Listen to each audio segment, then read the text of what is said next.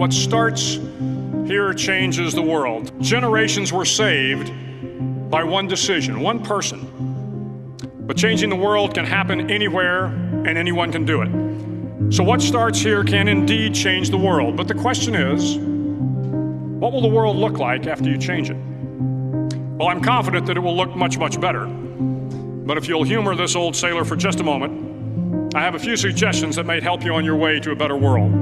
And while these lessons were learned during my time in the military, I can assure you that it matters not whether you ever served a day in uniform. It matters not your gender, your ethnic or religious background, your orientation, or your social status.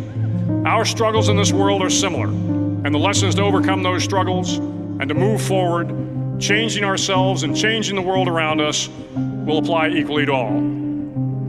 I've been a Navy SEAL for 36 years, but it all began when I left UT for basic SEAL training in Coronado, California. Basic SEAL training is 6 months of long, torturous runs in the soft sand, midnight swims in the cold water off San Diego, obstacle courses, unending calisthenics, days without sleep, and always being cold, wet, and miserable.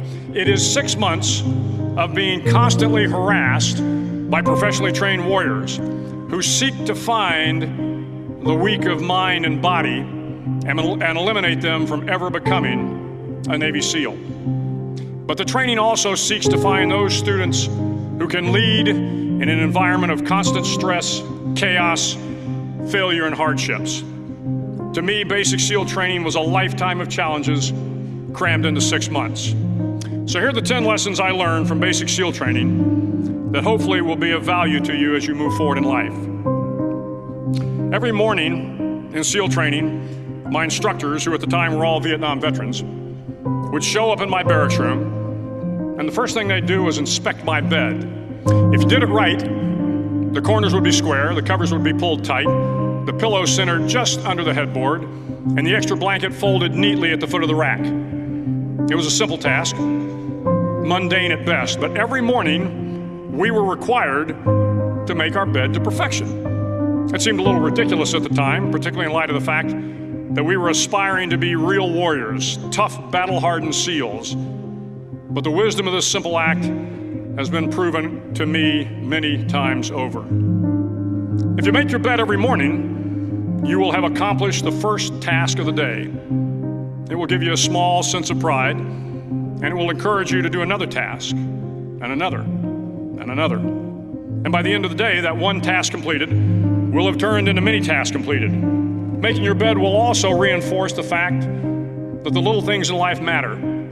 If you can't do the little things right, you'll never be able to do the big things right. And if by chance you have a miserable day, you will come home to a bed that is made,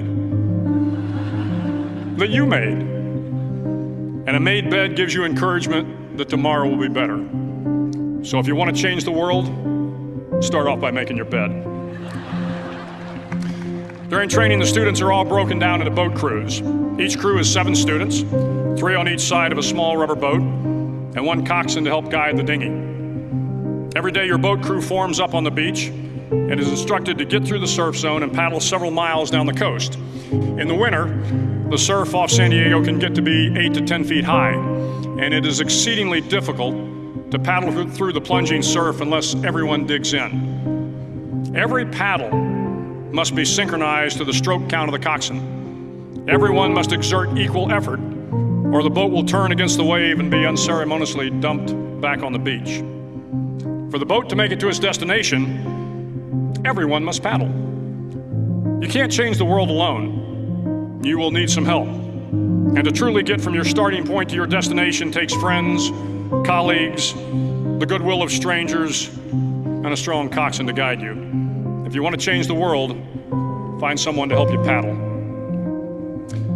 Over a few weeks of difficult training, my SEAL class, which started with 150 men, was down to just 42. There were now 6 boat crews of 7 men each. I was in the boat with the tall guys, but the best boat crew we had was made up of the little guys, the Munchkin crew, we called them. No one was over 5'5". The Munchkin boat crew had 1 American Indian, 1 African American, 1 Polish American, 1 Greek American, 1 Italian American, and 2 tough kids from the Midwest.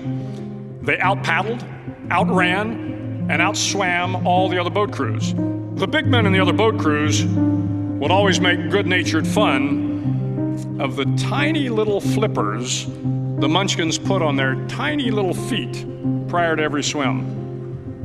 But somehow these little guys from every corner of the nation and the world always had the last laugh, swimming faster than everyone and reaching the shore long before the rest of us. SEAL training was a great equalizer. Nothing mattered but your will to succeed, not your color, not your ethnic background, not your education, not your social status. If you want to change the world, measure a person by the size of their heart, not by the size of their flippers. Several times a week, the instructors would line up the class and do a uniform inspection. It was exceptionally thorough. Your hat had to be perfectly starched, your uniform immaculately pressed, your belt buckle shiny and void of any smudges. But it seemed that no matter how much effort you put into starching your hat or pressing your uniform or polishing your belt buckle, it just wasn't good enough. The instructors would find something wrong. For failing uniform inspection, the student had to run, fully clothed, into the surf zone, then wet from head to toe, roll around on the beach until every part of your body was covered with sand. The effect was known as a sugar cookie. You stayed in the uniform the rest of the day, cold, wet, and sandy. There were many a student who just couldn't accept the fact that all their efforts were in vain, that no matter how hard they tried to get the uniform right, it went unappreciated. Those students didn't make it through training. Those students didn't understand the purpose of the drill. You were never going to succeed. You were never going to have a perfect uniform. The instructors weren't going to allow it. Sometimes, no matter how well you prepare or how well you perform, you still end up as a sugar cookie. It's just the way life is sometimes. If you want to change the world, get over being a sugar cookie and keep moving forward.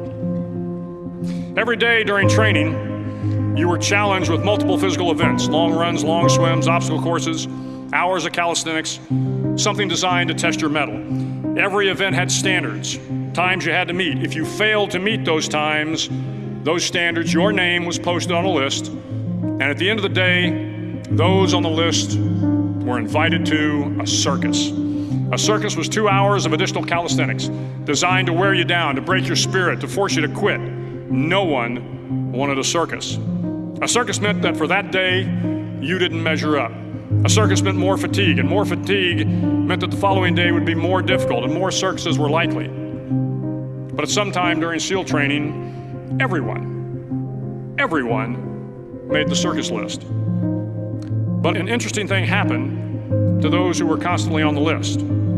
Over time, those students who did 2 hours of extra calisthenics got stronger and stronger. The pain of the circuses built inner strength and physical resiliency. Life is filled with circuses. You will fail. You will likely fail often. It will be painful. It will be discouraging. At times, it will test you to your very core. But if you want to change the world, don't be afraid of the circuses. At least twice a week, the trainees were required to run the obstacle course. The obstacle course contained 25 obstacles, including a 10-foot wall, a 30-foot cargo net, a barbed wire crawl, to name a few. But the most challenging obstacle was the slide for life. It had a 3-level, 30-foot tower at one end and a 1-level tower at the other. In between was a 200-foot-long rope. You had to climb the 3-tiered tower, and once at the top, you grabbed the rope, swung underneath the rope, and pulled yourself hand over hand until you got to the other end. The record for the obstacle course had stood for years when my class began in 1977. The record seemed unbeatable until one day a student decided to go down the slide for life head first. Instead of swinging his body underneath the rope and inching his way down, he bravely mounted the top of the rope and thrust himself forward. It was a dangerous move, seemingly foolish and fraught with risk. Failure could mean injury and being dropped from the course. Without hesitation, the student slid down the rope perilously fast. Instead of several minutes, it only took him half that time. And by the end of the course, he had broken the record. If you want to change the world, sometimes you have to slide down the obstacles head first. During the land warfare phase of training, The students are flown out to San Clemente Island, which lies off the coast of San Diego. The waters off San Clemente are a breeding ground for the great white sharks. To pass SEAL training, there are a series of long swims that must be completed. One is the night swim. Before the swim, the instructors joyfully brief the students on all the species of sharks that inhabit the waters off San Clemente. They assure you, however, that no student has ever been eaten by a shark, at least not that they can remember. But you are also taught that if a shark begins to circle your position, stand your ground. Do not swim away. Do not act afraid. And if the shark, hungry for a midnight snack, darts towards you, then summons up all your strength and punch him in the snout, and he will turn and swim away. There are a lot of sharks in the world. If you hope to complete the swim, you will have to deal with them. So if you want to change the world, don't back down from the sharks. As Navy SEALs, one of our jobs is to conduct underwater attacks against enemy shipping. We practice this technique extensively during training. The ship attack mission is where a pair of SEAL divers is dropped off outside an enemy harbor and then swims well over 2 miles underwater, using nothing but a depth gauge and a compass to get to the target. During the entire swim, even well below the surface, there is some light that comes through.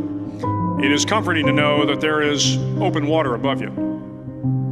But as you approach the ship, which is tied to a pier, the light begins to fade. The steel structure of the ship blocks the moonlight. It blocks the surrounding street lamps. It blocks all ambient light. To be successful in your mission, you have to swim under the ship and find the keel, the center line, and the deepest part of the ship. This is your objective. But the keel is also the darkest part of the ship, where you cannot see your hand in front of your face, where the noise from the ship's machinery is deafening, and where it gets to be easily disoriented, and you can fail. Every SEAL knows that under the keel, at that darkest moment of the mission, is a time when you need to be calm, when you must be calm, when you must be composed, when all your tactical skills, your physical power, and your inner strength must be brought to bear. If you want to change the world, you must be your very best in the darkest moments. The 9th week of training is referred to as Hell Week. It is 6 days of no sleep, constant physical and mental harassment, and one special day at the Mud Flats. The Mud Flats are an area between San Diego and Tijuana where the water runs off and creates the Tijuana Sloughs, a swampy patch of terrain where the mud will engulf you. It is on Wednesday of Hell Week that you paddle down to the Mud Flats and spend the next 15 hours trying to survive this freezing cold, the howling wind, and the incessant pressure to quit from the instructors. As the sun began to set that Wednesday evening, my training class, having committed some egregious infraction of the rules, was ordered into the mud. The mud consumed each man till there was nothing visible but our heads. The instructors told us we could leave the mud if only 5 men would quit. Only 5 men, just 5 men, and we could get out of the oppressive cold. Looking around the mud flat, it was apparent that some students were about to give up. It was still over 8 hours till the sun came up. 8 more hours of bone-chilling cold. The chattering teeth and the shivering moans of the trainees were so loud, it was hard to hear anything. And then one voice began to echo through the night. One voice raised in song. The song was terribly out of tune, but sung with great enthusiasm. One voice became 2, and 2 became 3, and before long, everyone in the class was singing. The instructors threatened us with more time in the mud if we kept up the singing, but the singing persisted. And somehow the mud seemed a little warmer, and the wind a little tamer, and the dawn not so far away. If I have learned anything in my time traveling the world, it is the power of hope. The power of one person, a Washington, a Lincoln, King, Mandela, and even a young girl from Pakistan, Malala. One person can change the world by giving people hope. So if you want to change the world, start singing when you're up to your neck in mud. Finally, in SEAL training, there's a bell. a brass bell that hangs in the center of the compound for all the students to see. All you have to do to quit is ring the bell. Ring the bell, and you no longer have to wake up at 5 o'clock. Ring the bell, and you no longer have to be in the freezing cold swims. Ring the bell, and you no longer have to do the runs, the obstacle course, the PT, and you no longer have to endure the hardships of training. All you have to do is ring the bell to get out. If you want to change the world, don't ever, ever ring the bell. To the class of 2014, you are moments away from graduating, moments away from beginning your journey through life, moments away from starting to change the world for the better. It will not be easy, but you are the class of 2014, the class that can affect the lives of 800 million people in the next century. Start each day with a task completed. Find someone to help you through life. Respect everyone. Know that life is not fair and that you will fail often. But if you take some risks, step up when the times are the toughest, face down the bullies, lift up the downtrodden, and never, ever give up. If you do these things, the next generation and the generations that follow will live in a world far better than the one we have today. And what started here will indeed have changed the world for the better. Thank you very much.